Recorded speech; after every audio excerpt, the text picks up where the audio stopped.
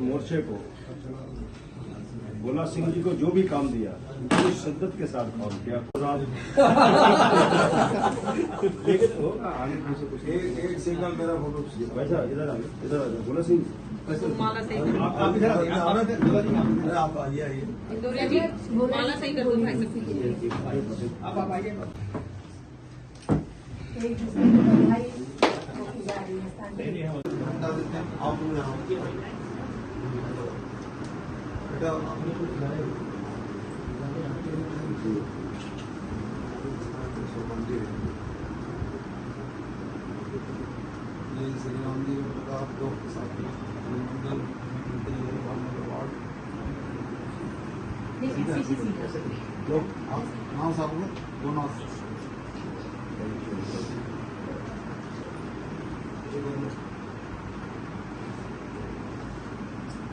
श्री राम जी के बाद फिर कुछ बचता नहीं। बात करने के लिए मौजूद है लाल सिंह आर्य जी, बीजेपी के राष्ट्रीय उपाध्यक्ष चुने गए हैं नितिन नवीन जी की टीम के वैसे नेता जिनको खुद नहीं पता था कि वो उनकी टीम में शामिल हो रहे हैं और इतने वरिष्ठ। इसका नाम मैं आपको बताऊंगा लेकिन उनके बारे में थोड़ा सा मैं आपको पहले बता दूं। मजदूर के बेटे हैं और जमीन पर संघर्ष करके यहाँ तक बढ़े हैं और इनके दादा जूता बनाते थे। जी हाँ, जूता बनाते थे और ये बाजार में उन जूतों को बेचने के लिए भी जाते थे।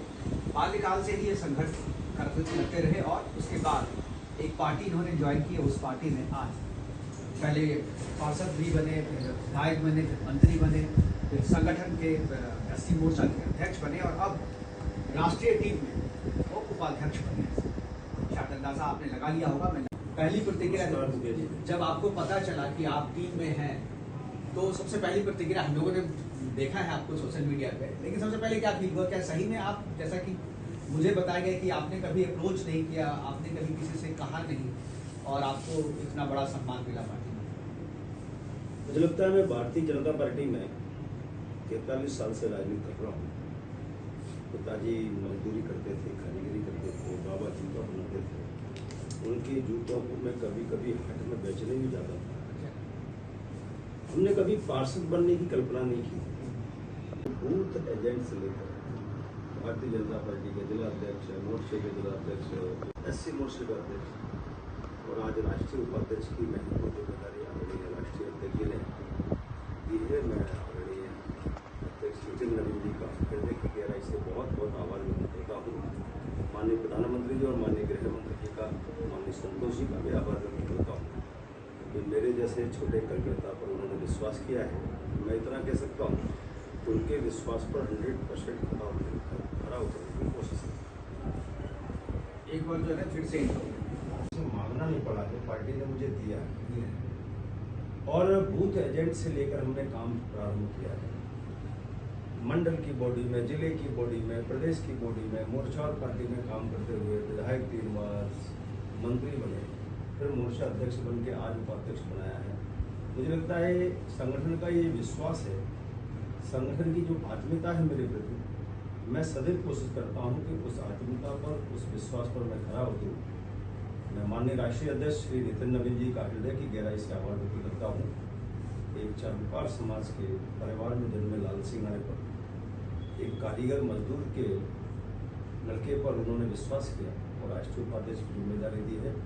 मैं पूरी ताकत के साथ संगठन विस्तार के लिए जो कुछ हो सकता है मैं करूँगा, ये विश्वास मुझे लगता है जी ये बीजेपी जैसी पार्टी में भी संभव है, जहाँ कार्यकर्ताओं को सम्मान मिलता है, जहाँ काम करने से। भारतीय जनता पार्टी ने जनसंघ से और अभी तक सदैव ये प्रयास किया है कि जो हमारी क्वालिटी है, जो हमारा कार्यकर्ता सक्षम है, जो विधाओं में पारंगत है, जो समाज का ठीक नेतृत्व कर सकता है, जो संयमित है, जो प्रवास कर सकता है, ऐसे कार्यकर्ताओं को कहीं ना कहीं निकाल के सबकी जिम्मेदारी देना चाहिए। और मैं ये कह सकता हूँ कि पार्टी ने एक संतुलित टीम बनाई है, जिनको प्रशासनिक अनुभव भी है, राजनीतिक अनुभव भी है, सामाजिक अनुभव भी है। ऐसी टीम जब काम करती है तो स्वाभाविक है संगठन का विस्तार, उनका परिवार महत्वपूर्ण, हमारे लिए सत्ता महत्वपूर्ण, देश महत्वपूर्ण। इसलिए उन्होंने एक नहीं इस प्रकार के कई समझौते किए। देश का विभाजन किसने स्वीकार किया? कांग्रेस ने स्वीकार किया। पाकिस्तान के 90,000 से कैदी किसने छोड़े? हम समझौता में मजबूर कर सकते थे पाकिस्तान को, कांग्रेस ने छोड़ा।